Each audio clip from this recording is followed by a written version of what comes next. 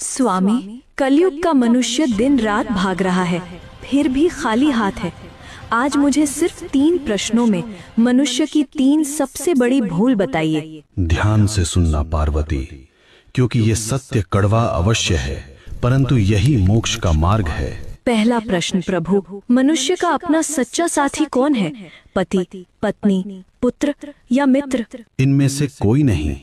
मनुष्य की सबसे बड़ी भूल यही है कि वह शरीरों से रिश्ता जोड़ता है। सच्चा साथी केवल कर्म है पार्वती। जब प्राण निकलते हैं तो पत्नी द्वार तक, मित्र शमशान तक और पुत्र अग्नि देने तक साथ निभाते हैं, किंतु कर्म ही एकमात्र ऐसा साथी है जो लोक और परलोक दोनों में साथ जाता है। बाकी सब यहीं धरा रह जाएगा।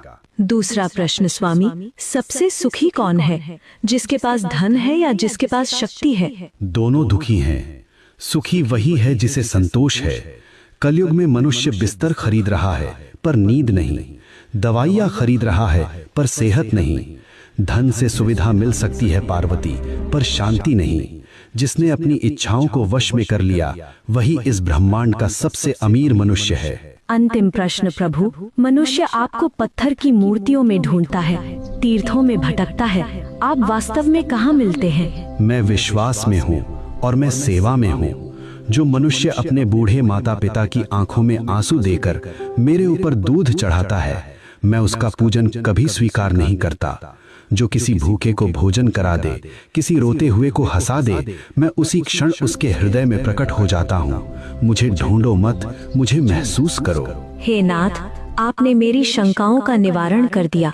मनुष्य का कल्याण कैसे होगा? बस एक ही मंत्र है पार्वती, नेकी कर और भूल जा। कर्म करो, फल की अभिलाषा मत करो। जो मेरा भक्त है वह कभी किसी का अहित नहीं करता। ओम नमः शिवाय।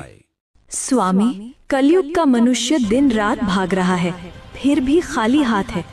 आज मुझे सिर्फ 3 प्रश्नों में मनुष्य की 3 सबसे बड़ी भूल बताइए। ध्यान से सुनना पार्वती, क्योंकि ये सत्य कड़वा अवश्य है, परंतु यही मोक्ष का मार्ग है।